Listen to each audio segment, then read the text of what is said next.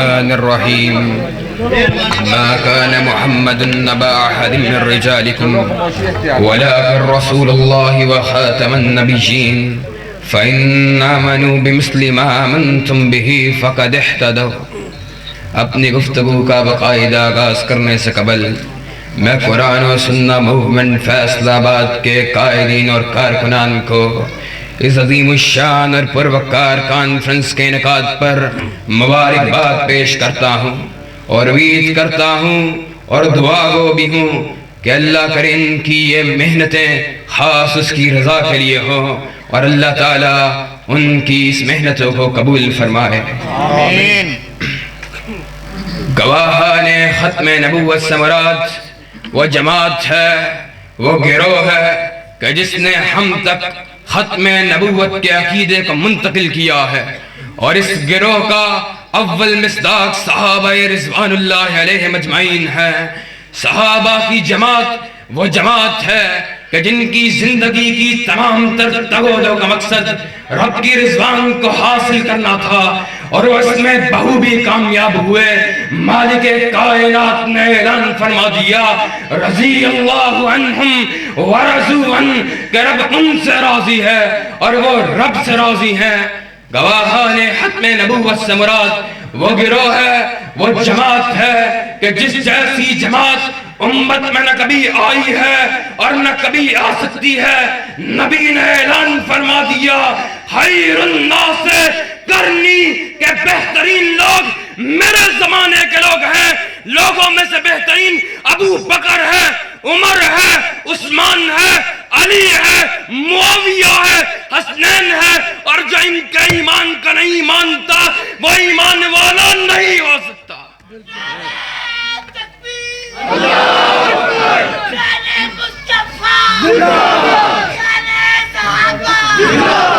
اور صحابہ کی شان ایسی شان کہ جس شان کا حق بیان کرنا مجھ جیسے کم علم کے لیے تو بڑی دور کی بات ہے۔ وقت کے کسی عالم کے لیے بھی ممکن نہیں کہ بعض وہ لوگ ہیں جن کی شان کو ان کے تلامذہ نے بیان کیا، بعض وہ لوگ ہیں جن کی شان کو ان کے رفقا نے بیان کیا، بعض وہ لوگ ہیں جن کی شان کو ادیبوں نے اپنے ادب کا حصہ بنایا، بعض وہ لوگ ہیں جن کی شان کو شاعراں نے اپنی شاعری کا حصہ بنایا۔ صحابہ رضوان اللہ علیہ مجمعین وہ لوگ ہیں جن کی شان کو نبی نے اپنی حدیث کا حصہ بنایا اور رب کعبے کے رب نے اپنے قرآن کا حصہ بنایا۔ اعلان کر دیا فَإِنْ آمَنُوا بِمِثْلِ مَا آمَنْتُمْ بِهِ فَقَدِ اهْتَدَوْا۔ کامیاب تب ہوگے جب ایمان صحابہ کے لے کے آؤ گے، ایمان صحابہ کے جیسا لے کے آؤ گے۔ اور بدقسمتی سے ہم اس دور میں رہ رہے ہیں کہ اس میں صحابہ رضوان اللہ علیہ مجمعین کی تنقید اور تنقیس کے بازار کو گرم کیا گیا۔ آج ہم یہ بات کہنے پر حق بجانب ہیں کہ جب قلم خاموش تھے، جب زبانیں بند تھی، جب گستاخان صحابہ کو للکارنے کے جرم میں جیلوں میں جانے کا خوف تھا، تو شہر لاہور سے شہید عالم اسلام علامہ احسان الہی ظہیر کے بیٹوں نے چپ کی زنجیروں کو توڑا، گستاخان صحابہ کو للکارا، حکومت وقت کو یہ پیغام دے دیا کہ جو ابو بکر کا غدار ہے، جو عمر کا غدار ہے، جو عثمان کا غدار ہے، جو علی کا غدار ہے، جو حسنین کا غدار ہے، جو معاویہ کا غدار ہے، وہ سزا کا حقدار ہے۔ نعرہ تکبیر، بدلہ کے حق تعالی عظیم،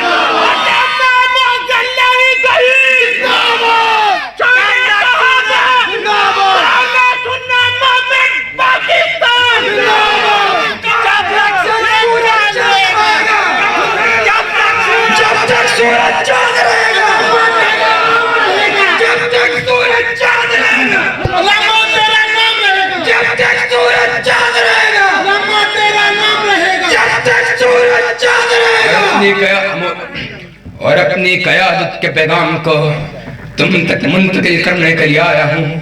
آج ہمیں فخر ہے کہ ہماری قیادت میں وہ لوگ ہیں جو حالات کے جبر سے ڈرنے والے نہیں، جو حالات کے خوفوں سے بے خوف ہیں۔ کچھ اپنوں نے اور کچھ بیگانوں نے کہا کہ حکمت کو اختیار کر لیا جائے، خاموشی کو اختیار کر لیا جائے، بہت بات ہو گئی۔ تمہاری قیادت نے یہ جواب دیا تھا کہ اگر مسئلہ دین کی مبادیات کا ہو، اگر مسئلہ نبی کی حرمت کا ہو، اگر مسئلہ صحابہ کی ناموس کا ہو تو یہ گردن کاٹ تو سکتی ہے مگر جھک نہیں سکتی، کیونکہ ہم ان اسلاف کی روایات کے امین ہیں جنہوں نے زندگی بھر تمام تر صعوبتوں کو سہنا گوارا کر لیا مگر اسلام کے پرچم کو زمین بوس نہ ہونے دیا۔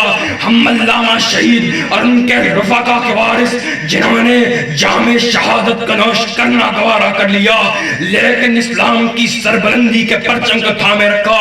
ہم سید نذیر حسین محدث دہلوی کے وارث جنہوں نے دہلی کے بازاروں میں پتھر کو کھانا گوارا کر لیا لیکن نبی کی حدیث کو سنا کر چھوڑا۔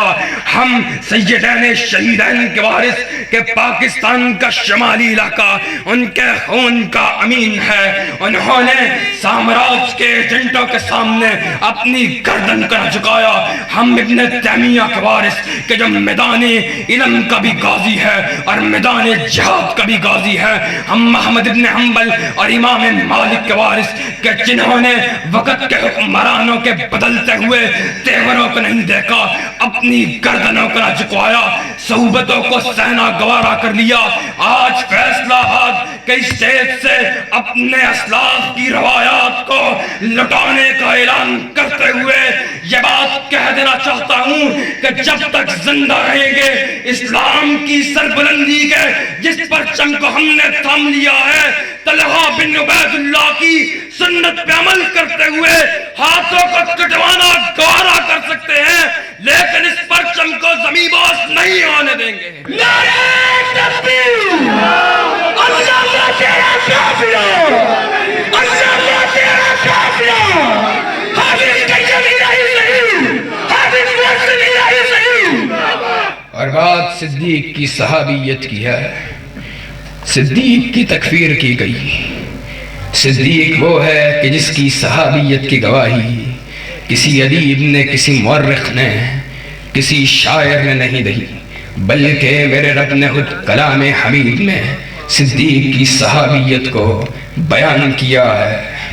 ثانی اثنین اذ ہما فی الغار اذ یقول لصاحبہ لا تحزن ان اللہ معنا، اور جس کو اللہ تعالیٰ نے اپنے حبیب کی زبان سے اپنی تائید و نصرت کی ضمانت دی ہو، اس کے ایمان پر بھونکنے والا وہی ہو سکتا ہے جس کو شیطان نے چھو کر خبتی کر دیا ہو۔ صدیق تو وہ تھا کہ جب پوری کائنات اور اہل مکہ میرے نبی کی دعوت حق کی تکذیب کر رہے تھے تو صدیق والذی جاء بالصدق وصدق بہ اولئک هم المتقون کی عملی تصویر پیش کر رہا تھا۔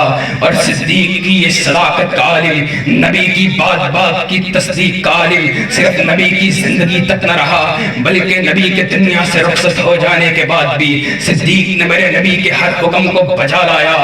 میرے نبی نے اپنے زندگی کے آخری ایام میں تاریخ کے کتابوں کو اٹھاؤ ایک لشکر کو تشکیل دیا، لشکر اسامہ، جس کا مقصد رومیوں کے ساتھ جہاد کو کرنا تھا۔ اس لشکر کے کمانڈر اسامہ ابن زید تھے۔ میرے نبی دنیا سے رخصت ہو گئے اور امت پر فتنوں کے پہاڑ ٹوٹے۔ فتنہ ارتداد اپنی پوری کی پوری قوت کے ساتھ ابھرا۔ صحابہ نے مشورہ کیا کہ مدینہ کو خطرہ ہے، اس لشکر کی روانگی کو کچھ دیر کے لیے ملتوی کر دیا جائے۔ تاریخ تبری اٹھاؤ، صدیق کا جواب موجود ہے کہ اللہ کی قسم اگر مجھے جنگل کے درندے اٹھا لے جائیں تو یہ لشکر جس کو نبی نے روانہ کیا تھا یہ پھر بھی روانہ ہوگا، اور اگر میں ان گلیوں میں اکیلا رہ جاؤں، مدینے کی وہ گلیاں جس پہ کبھی حبیب کبریا چلا کرتا تھا، اگر میں ان گلیوں میں اکیلا رہ جاؤں تو پھر بھی یہ لشکر ضرور روانہ ہوگا۔ جنگ یمامہ میں مسلمانوں کے لشکر جرار کو روانہ کر کے مسلمہ کذاب کو واصل جہنم کر کے صدیق اکبر نے یہ پیغام دیا ہے، صدیق اکبر نے یہ گواہی دی ہے کہ نبی صلی اللہ علیہ وآلہ وسلم کے بعد دعوی نبوت کرنے والا چاہے مسلمہ کذاب ہو، چاہے اسود عنسی ہو، چاہے حسین علی مازندانی ہو، چاہے راشد الخلیفہ ہو، چاہے مرزا غلام احمد قادیانی ہو، اس پہ لعنتیں تو برستی رہے گی، پر میرے نبی کے بعد کوئی نبی نہیں ہو سکتا۔ اور صحابہ کے وہ اعمال جن کی بدولت انہوں نے رب سے شانوں کو حاصل کیا ہے، فضیلتوں کو حاصل کیا ہے، مقام کو حاصل کیا ہے کہ تذکرہ کریں۔ بدر کا میدان ہے، مسلمانوں کی طرف سے میرے نبی کا سپاہی ابو عبیدہ ابن جراح شامل ہے، اور کفار کی طرف سے ابو عبیدہ کا والد شامل ہے۔ تاریخ نے ایسے منظر کو دیکھا کہ جس کی نظیر نہ اس سے پہلے کبھی ملی اور نہ ہی شاید اس کے بعد کبھی ملی ہو۔ ابو عبیدہ ابن جراح اپنے والد کا سامنا ہوا جنگ میں، اپنے والد کو تلوار کی کانٹ سے دو ٹکڑوں میں تقسیم کر دیا۔ حبیب کبریا نے اعلان فرما دیا، ہر امت کا ایک امین ہے، میری امت کا امین ابو عبیدہ ابن جراح ہے۔ اسی بدر کے مارکے میں فتح حاصل ہونے کے بعد کفار کے کئی لوگوں کو قیدی بنایا گیا۔ مصعب ابن عمیر قیدیوں کے پاس سے گزرتا ہے، دیکھتا ہے اس شخص کی طرف اور اس صحابی کی جس کی ڈیوٹی قیدیوں پہ لگی ہے، اس سے مخاطب ہو کر کہا کہ فلاں ابن فلاں کو کس کے باندھنا، اس کی ماں امیر عورت ہے، جزیہ دے گی، اسلام کو فائدہ ہوگا، اسلام امیر ہو جائے گا، اسلام کو قوت حاصل ہوگی۔ اس شخص نے مصعب ابن عمیر کو مخاطب ہو کے کہا تھا کہ مصعب، تجھے اسلام نے اتنا سنگ دل کر دیا ہے کہ آج اپنے ماں جائی بھائی کو نہیں پہچانتا۔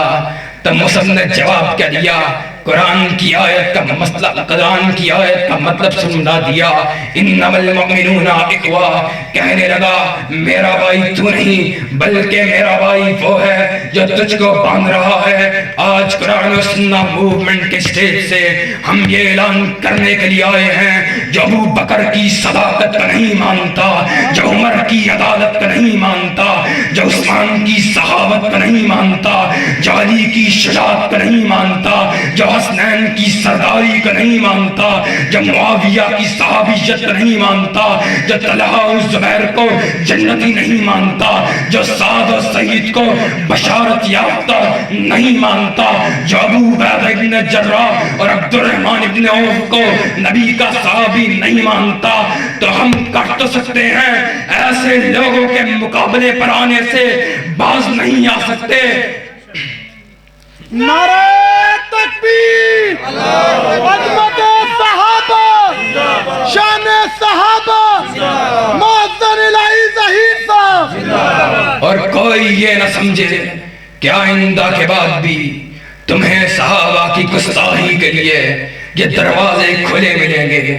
ہم خون کے آخری قطرے کے بہہ جانے تک اور زندگی کے آخری سانس تک صحابہ کی ناموس کی چوکھٹ کی رکھوالی کریں گے کہ صحابہ وہ تھے جنہوں نے نبی کی حرمت و عصمت کی حفاظت کے لیے اپنی جانوں کو قربان کیا، اور وہ ذات کہ جس ذات کی صحبت کی وجہ سے میرے صحابہ کو مقام بلند حاصل ہوا، آج فرانس کے بے ایمان لوگ اس کی اس ذات پر تنقید کر کے، اس کی توہین کر کر اگر یہ بات سمجھتے ہیں کہ نبی صلی اللہ علیہ وآلہ وسلم کی عزت میں کسی قسم کی کمی آ گئی، تو یہ بات یاد رکھنا، میرے رب نے 1400 برس قبل اس اعلان کو کر دیا ہے، وَلِلَّهِ الْعِزَّةُ وَلِرَسُولِهِ وَلِلْمُؤْمِنِينَ وَلَكِنَّ الْمُنَافِقِينَ لَا يَعْلَمُونَ، کہ عزت اللہ کے لیے ہے، رسولوں کے لیے ہے، اور رسولوں کے راستے پہ چلنے والے مومن بندوں کے لیے ہے، لیکن اللہ کے نبی کی گستاخی سے ان کی عزت میں تو کوئی کمی نہیں آتی، پر ہم پر ایک ذمہ داری عائد ہو جاتی ہے کہ اللہ نے قرآن میں اعلان فرمایا ہے ان الذین یعظون اللہ ورسولہ لعنہم اللہ فی الدنیا والآخرہ وأعد لهم عذابا مہینا۔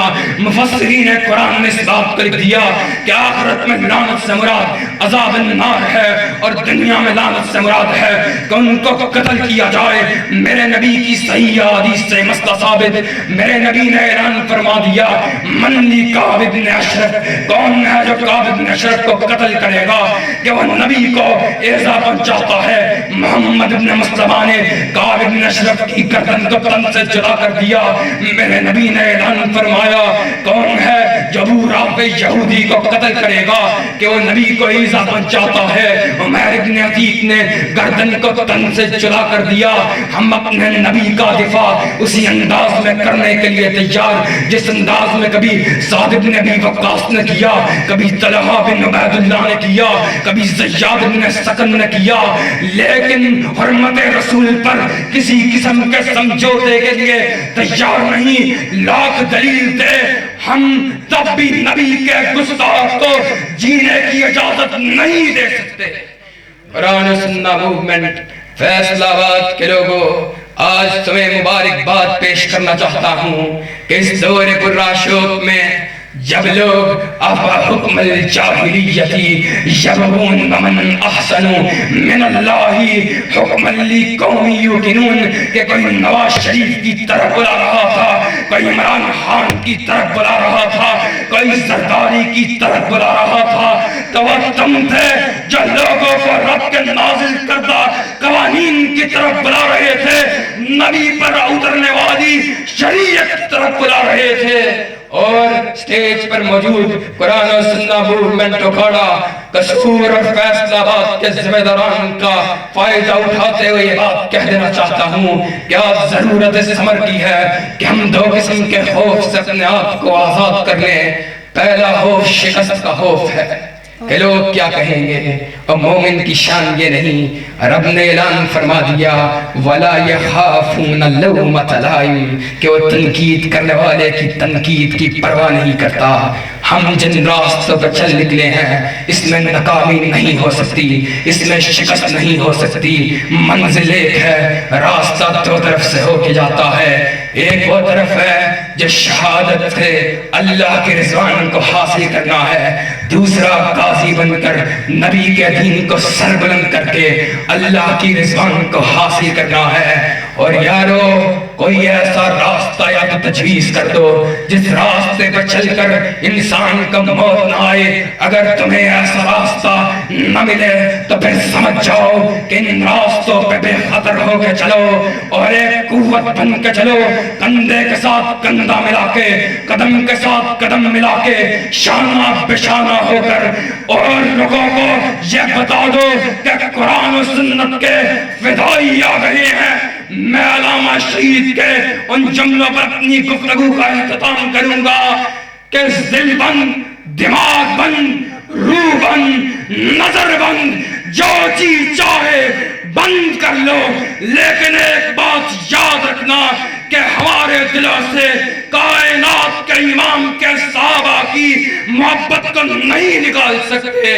وآخر دعوانا الحمدللہ رب العالمین۔